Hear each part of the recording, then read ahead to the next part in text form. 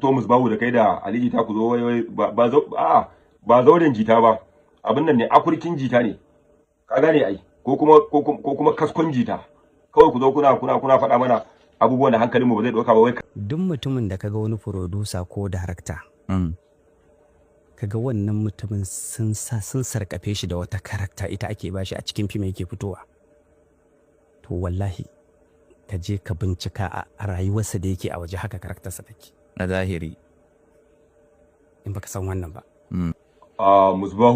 musbahu ƙarya kake, kai tsaye ƙarya kake yi da kai da Ali Jita. Ka kula da mutane hankali mana, me ya haɗa karakta na fim da kuma karakta da kuma rayuwar mutum ta zahiri? Billahi allazi la ilaha illa huwa, akasari yawanci waɗanda suke fitowa a mutanen banza a fim, wallahi idan ka bibiya rayuwarsu ta zahiri wallahi mutanen kirki ne. Ga su nan muna gani su Shayabu Kumurci su waye, kai mu din ma da muke fitowa a negative role, ka je ka tambaye wanda muke mu'amala da su na zahiri su faɗa maka halayenmu da ɗabi'unmu. An taɓa jin mu mun danne wata ko kuma muna bibiyar wasu mata ko irin wannan abubuwan? Gashi nan a zahiri a Kannywood, ai ku ne masu fuska biyu ai, a Kannywood ku ne shugabanni, kuma ku din to idan ana so a san su waye suke lalata ko kuma suke abin da ba daidai ba ko kuma suke wa ƴan mata kan tawaye, a tambayi ƴan matan da suke shigowa Kannywood din mana, su sun sani ai. Na rantse da Allah ku yi a tambayi ƴan mata da suke shigowa masana'antar Kannywood, wallahi su sun sani. Ai yawanci shugabannin namu da manyan namu da ku ake cewa ku ne manyan mu kuma ku ne mutanen kirki, ake muku kallon mutanen kirki a fina-finai, duk yawanci ba ku ne yan iskan ba, su waye suke danne su? Kai na rantse da Allah idan aka fusata mu fa, billahi allazi la ilaha illa hu, za mu fito mu fasa kwai, wallahi za mu yi mentioning sunaye ba abin da ba mu sani ba, wallahi za mu kira sunan mutane one after the other, wallahi za mu fasa kwai, za mu yarfa wallahi tallahi.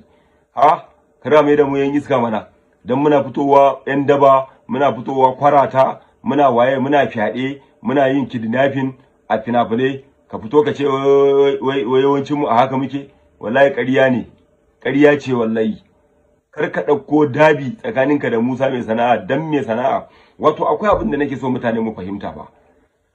Kuskuren mai sana'a a fuskar al'umma da ƴan comment da kake magana, kuskuren mai sana'a shine me yasa ya je ya karbi tallar Tinubu da Nuru Bado, ba shine ba? To na rantse da girman Allah, kaf cikin ku ba wanda za a bawa kuɗaɗe a ce ka tallata Tinubu ko ka tallata Nuru Bado ko ka tallata Kashim ko ka tallata wani, billahi allazi la ilaha illa huwa, duk Kannywood ba wanda za a bashi wannan kuɗaɗen ya ce ba zai karba ba.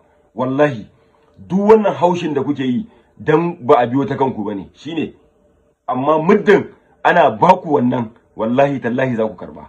To duk ba kan warja bace. So saboda haka da Allah jama'a, in za mu faɗi gaskiya mu fito mu faɗi gaskiya. Yawwa, kaf Kannywood din ba wani mutumin kirki. Tsoron ku muke ji? Kawai shikenan dan mai sana'a ya karbi, to shikenan mai sana'a da ya fito ya karba, ku kuna tunanin da a ce mai sana'a bai karba ba aka kawo muku, ko ba za ku karba ba? Wannan wata magana ce ta hofi, ta banza da hofi. Kaf cikin mu dukkan abin ɗaya ne, da wanda suke tallata Tinubun da waɗanda yanzu ba sa tallata Tinubun, waɗanda yanzu ba sa tallata Tinubun ma duka in aka ba su za su tallata. So masu hankali a ƴan comment da masu hankali a masu bibiyar social media ai sun sani, wallahi sun san cewa dukkan warja ce, dama ce bata zo ta bangaren ku ba, shine kawai kun fito kuna ta haushi. To menene? Siyasa ce. Lokacin da Buhari ya zama shugaban kasa, gani ake yi idan baka dangwala wa Buhari ba ka kafirta, wallahi tallahi gani ake yi kai kafiri ne in baka zabi Buhari ba. To da aka zabi Buharin fa, a zamanin Buhari aka kirkiro mana kidnapping, wallahi da a arewa ba mu san meye kidnapping ba, amma a lokacin Buhari aka kirkiro mana kidnapping. Boko Haram suka sake fitowa da karfin su, duk wani ta'addanci da ka sani da rashin mutunci a lokacin Buhari ne.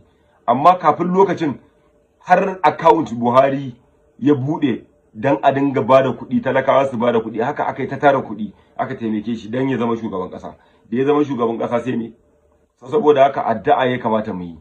Kuma dan ni yanzu dan mutum yana tallata Tinubu, yanzu kamar shi ne sana'a, dan yana fitowa ya ce a zaɓi Tinubu dan an zage shi ba wani abu bane, shi ma ya sani ya karba ne, kuma kuɗi ne, ya ci kuɗi ya karba. Kuma wanda yake zagin sa ai shi ma mai sana'an ya sani, waɗanda suke zagin mai sana'an su ma suka samu damar da mai sana'a ya samu, za su karba kuma za su yi. So wannan ba wani abu bane, siyasa ce akwai wannan. Kuma Tinubu yana da bakin jini, ba a san shi saboda baya san yan arewa. Tinubu baya kaunar yan arewa, kowa ya sani. Wannan gaskiyar magana kenan. To amma ka fito musbahu da kai da Aliji ta ku zo wai ba zauren jita ba, abin nan ne, akurkin jita ne, ka gane ai, ko kuma kaskon jita.